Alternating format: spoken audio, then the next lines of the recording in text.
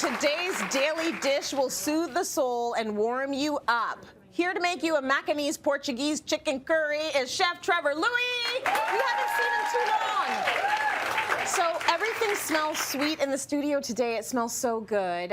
It's been a while. Tell me about this recipe. Give me a little bit of the history. Where's it come from? First of all, I got the Tracy and the Shania Blue going today. Right? Right? We're like, what a pair. Beautiful. It's been a minute, but you know, a lot of people don't know about this wonderful city called Macau, which is on the south coast of China. About an hour ferry ride just through the Pearl River Delta to Hong Kong. Okay. It was a Portuguese colony until 1999, but it was a trade port for so many years. So the influence of flavors from Africa, from South Asia, Portuguese and Chinese. This is, it was a lot of words, Macanese Portuguese curry chicken. In Cantonese, we would call it po gok gai fan, which is Portuguese chicken rice. Okay. I want to make my version of it, but then I got a little secret of how you would get it in a restaurant, in a Hong Kong style restaurant. Love it. Give us all the secrets. But first, let's do your version, because I like that. Recipes evolve, right? They evolve like people. I've been evolving ever since COVID. Wide, height, everything. Less hair, glasses, yeah. Chicken thighs. We love to use chicken thighs. We like, you know, I like a little bit of dark meat, a little bit of fattiness. Right. So what we're going to do is, generally we would do this overnight, but we can do it now and put it in the fridge. Okay. We have some cayenne. Yeah. Some paprika or paprika. Paprika, yeah. Some turmeric. Nice. Good color. And then all we're going to do literally is you can go in with your hands if you want, but because it's live TV, we don't want chicken germs in our hands. We probably don't want chicken hands We don't want chicken hands right now. So you're just going to thoroughly cover this. We want to cover it, put it in the fridge overnight. We'll just let this set because we're going to get this pot going because in real life, this curry takes about 2 hours or so. It's got to sit in it for a while, and you got to build those flavors. I got a couple secrets going on, so we're going to be good. All right. We're going to put in some neutral oil. We're going to throw the raw garlic in there. Yeah. And then look at all those onions. look at all those onions. I'm here for it. I'm an onion here for girl. it too. But that's what the recipe calls for, huh? Yeah, I don't know if I wrote it correctly 3 years ago in the cookbook, but we're going with it. We're going to stick with the onions.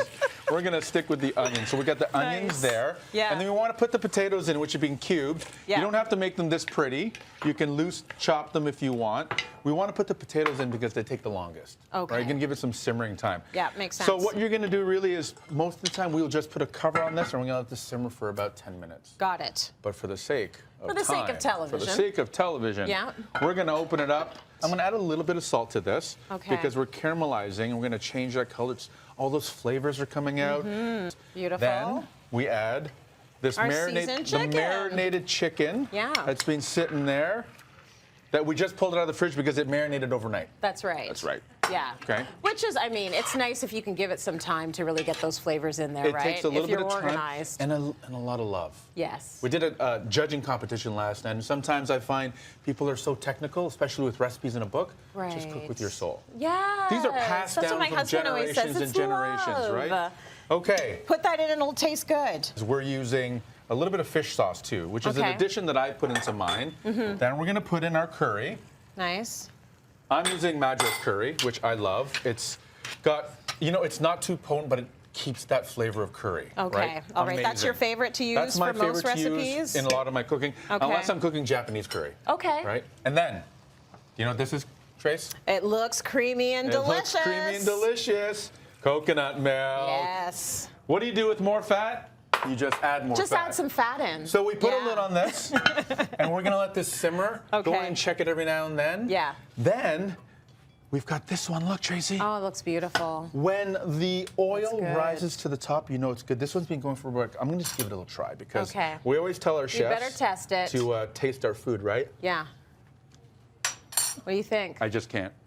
That good, huh? That is really good. Is that good? It's that good. Okay. So, this is what we would do. Yeah? We would serve this in a little bowl like this. Gosh, that looks good. Okay. This is how I eat it at home with some rice or some buttered naan. Beautiful. But traditionally, if you were to get this in a Hong Kong style restaurant, which is a colonial style restaurant, I'm going to show you how they would do it. How they would do it. How would they do it? Oh my goodness. Oh. Hot skillet, hot pan. Really? It's fried rice on the bottom. Oh my God, I'm drooling. The curry over top. And then shredded cheese. Oh my gosh. It's like... Everyone once in a while, colonization comes through. Let me tell you, Every once in a while. this plate is full of trauma. It's full of trauma. It's a lot of trauma in there, It's a lot of Chef. trauma, but that's why we want to bougie it up, because we've Bougie got it up. curry has traveled generations and years, and this is now what it's come up to. It's all a these beautiful countries thing, in one pan. and this is what we have, and we've got to try it. We've got to try it. Let's bring Kira up from the audience. Come on up here. Come on up here and try this, girl. What's that now? This is Trevor's Crazy Rich Chili. Are you big on curry? I'm huge on curry. And have you ever seen it done like this? Never in my life. Okay. Right? Never. Look at Right. that. There's always it's a kind of like a first. mac and cheese. Oh my god. Went That's what to I'm thinking. India, Put and some then on maybe here. stopped a little way in the West Indies, You and use then this spoon, had Thank you. and I'll use Oh, the it one smells Chef's so serving good. with. had a layover in Hong Kong. Yeah. Oh my god. Try some. Go ahead. Uh-huh. Oh yeah. Yeah. Oh my God, really good. I gotta get through the cheese first. It's hot. When in doubt, whole thing in the mouth. Yeah, what do you think? Oh my god. Right? I can taste the love. Right? The love. Years, The love. years of colonization, So good. all on one Chef, plate. this chicken curry is phenomenal. another bite. It came from the soul, and thank you. His recipe is, of course, up at cityline.tv, and 2 really lucky winners will get a copy of the Double Happiness Cookbook and 1 jar each of Crazy Rich Chili and our Joy Spice, which is amazing. Thank you for that. Thank you so much. Let's go break. More coming Tastes up. great. Thank you. Good stuff.